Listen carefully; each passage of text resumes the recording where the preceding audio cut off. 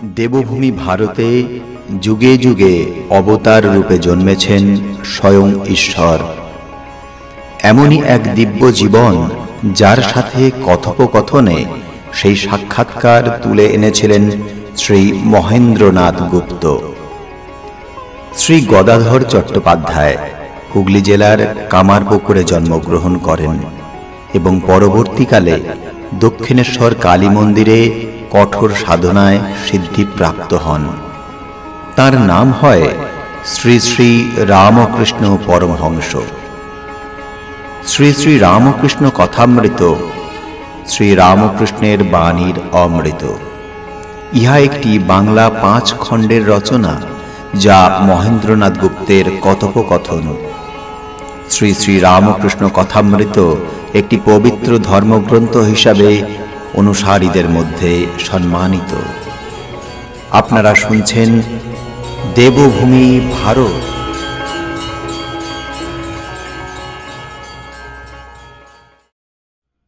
চতুর্দশ অধ্যায়, অষ্টম পরিচ্ছেদ।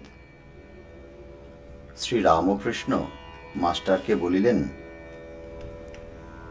মাস্টার, আমি তাই দেখছি সাক্ষাৎ, আর কি বিচার করব? আমি দেখছি তিনি এইসব হয়েছেন, তিনি জীব জগৎ হয়েছেন।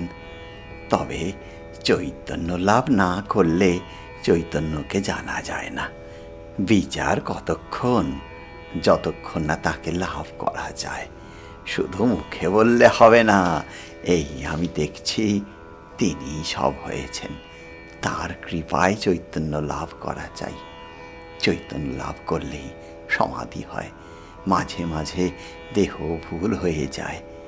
কামিনী কাঞ্চনের উপর আসক্তি থাকে না গো, কামিনী কাঞ্চনের উপর আসক্তি থাকে না। ঈশ্বরীয় কথা বই কিছু ভালো লাগে না, বিষয় কথা শুনলে কষ্ট হয়। চৈতন্য লাভ করলে তবে চৈতন্যকে জানতে পারা যায়। বিচারান্তে ঠাকুর শ্রী রামকৃষ্ণ মাস্টারকে বলিতেছেন, দেখেছি বিচার করে একরকম জানা যায়, তাকে ধ্যান করে একরকম জানা যায়। আবার তিনি যখন দেখিয়ে দেন সে এক। তিনি যদি দেখিয়ে দেন এর নাম অবতার। তিনি যদি তার মানুষ লীলা দেখিয়ে দেন তাহলে আর বিচার করতে হয় না, কারুকে বুঝিয়ে দিতে হয় না। কীরকম জানো? যেমন অন্ধকারের ভিতর দেশলাই খুঁজতে খুঁজতে দপ করে আলো হয়, সেই রকম দপ করে আলো যদি তিনি দেন তাহলে সব সন্দেহ মিটে যায়। এইরূপ বিচার করে কি তাকে জানা যায় গো? এইরূপ বিচার করে কি তাকে জানা যায়? ঠাকুর নরেন্দ্রকে কাছে ডাকিয়া বসাইলেন ও কুশল প্রশ্ন ও কত আদর করিতেছেন। নরেন্দ্র শ্রী রামকৃষ্ণকে বলিতেছেন, কই কালীর ধ্যান 3-4 দিন করলুম, কিছুই তো হলো না। শ্রী রামকৃষ্ণ বলিলেন, ক্রমে হবে। কালী আর কেউ নয়, যিনি ব্রহ্ম তিনি কালী। কালী আদ্যা শক্তি। যখন নিষ্ক্রিয় তখন ব্রহ্ম বলে কই, যখন সৃষ্টি স্থিতি প্রলয় করেন তখন শক্তি বলে কই, কালী বলে কই। যাকে তুমি ব্রহ্ম বলছ তাকেই কালী বলছি। ব্রহ্ম আর কালী অভেদ। যেমন অগ্নি আর দায়িকা শক্তি। অগ্নি ভাবলেই দায়িকা শক্তি ভাবতে হয়, কালী মানলেই ব্রহ্ম মানতে হয়। আবার ব্রহ্ম মানলেই কালী মানতে হয় গো, ব্রহ্ম মানলে কালী মানতে হয়। ব্রহ্ম ও শক্তি অভেদ।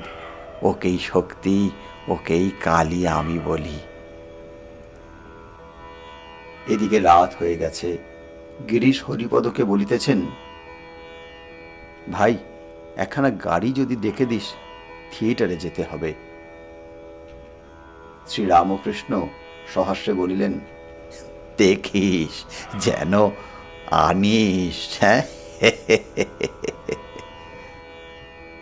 হরিপদ সহাস্যে বলিলেন, আমি আনতে যাচ্ছি, আর আর আনবো না।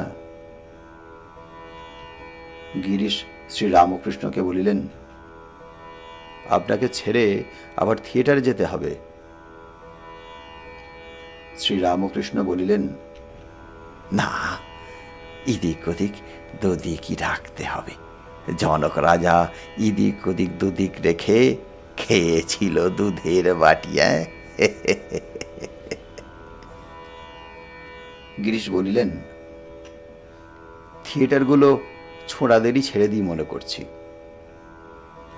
শ্রীরামকৃষ্ণ বলিলেন, না না, ও বেশ আছে, অনেকের উপকার হচ্ছে। নরেন্দ্র বলিলেন, এই তো ঈশ্বর বলছে, অবতার বলছে, আবার থিয়েটার টানে। শ্রীরামকৃষ্ণ নরেন্দ্রকে কাছে বসাইয়া এক দৃষ্টি দেখিতেছেন, হঠাৎ তাহার সন্নিকটে আরো সরিয়া গিয়া বসিলেন। নরেন্দ্র অবতার মানেন নাই, তাই কি এসে যায়। ঠাকুরের ভালোবাসা যেন আরো উথলাইয়া পড়িল। গায়ে হাত দিয়া নরেন্দ্রের প্রতি কহিতেছেন, মান কইলি তো কইলি, আমরাও তো মানে আছি।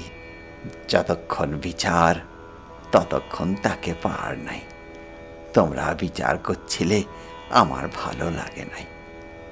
নিমন্ত্রণ বাড়ির শব্দ কতক্ষণ শোনা যায় খো, যতক্ষণ লোকে খেতে না বসে।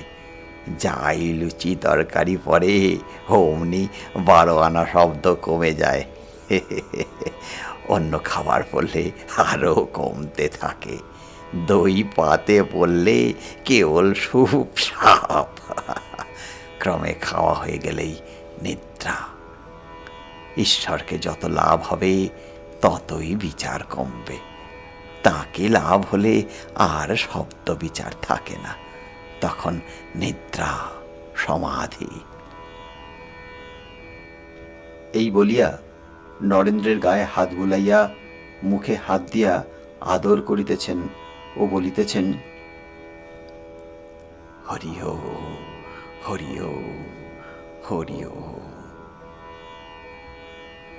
কেন এরূপ করিতেছেন ও বলিতেছেন? শ্রীরামকৃষ্ণ কি নরেন্দ্রের মধ্যে সাক্ষাৎ নারায়ণ দর্শন করিতেছেন? এরই নাম কি মানুষে ঈশ্বর দর্শন? কি আশ্চর্য! দেখিতে দেখিতে ঠাকুরের সংজ্ঞা যাইতেছে।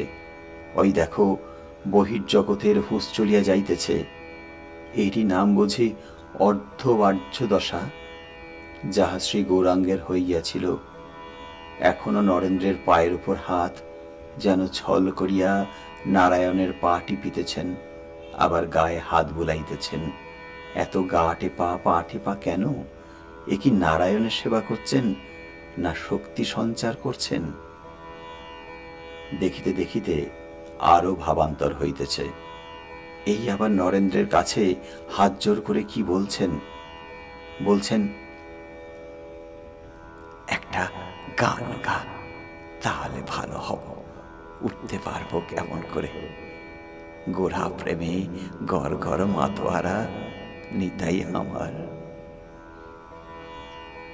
কিয়ৎক্ষণ আবার অবাক চিত্রপুত্তলিকার মতন চুপ করে রহিয়াছেন।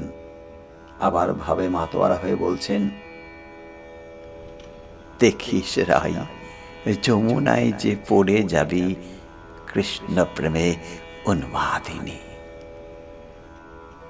আবার ভাবে বিভোর, বলিতেছেন, সখী, সে বন কত দূর, জীবনে আমার শ্যাম সুন্দর।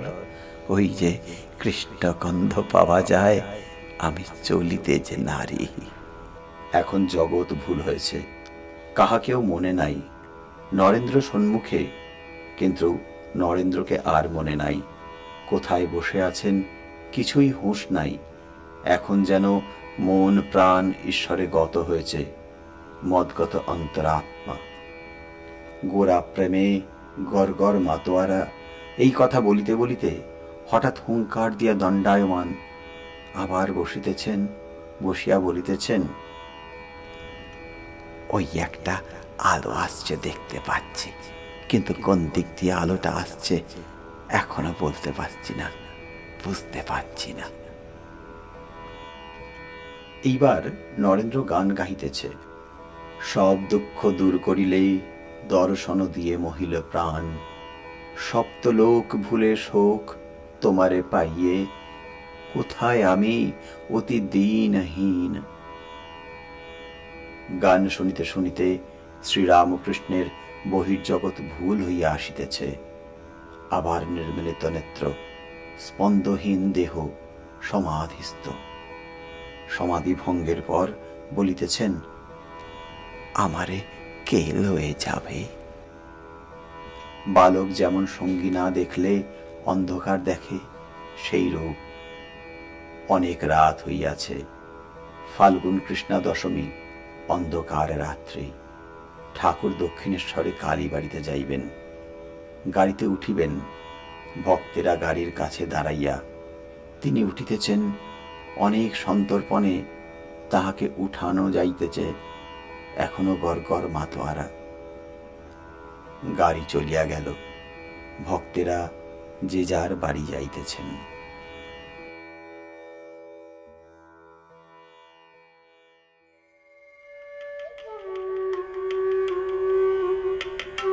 আপনারা শুনছেন শ্রীমকথিত শ্রী শ্রী রামকৃষ্ণ কথামৃত।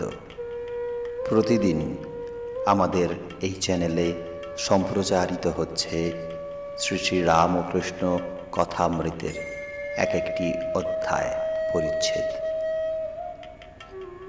আমাদের চ্যানেলটি থেকে শ্রী শ্রী রামকৃষ্ণ কথামৃত শোনার জন্য এই চ্যানেলটিকে লাইক এবং সাবস্ক্রাইব করে রাখুন এবং বেল আইকনে ক্লিক দিয়ে রাখুন, যাতে প্রতিদিন সময় মতন এটি আপনি শুনতে পান।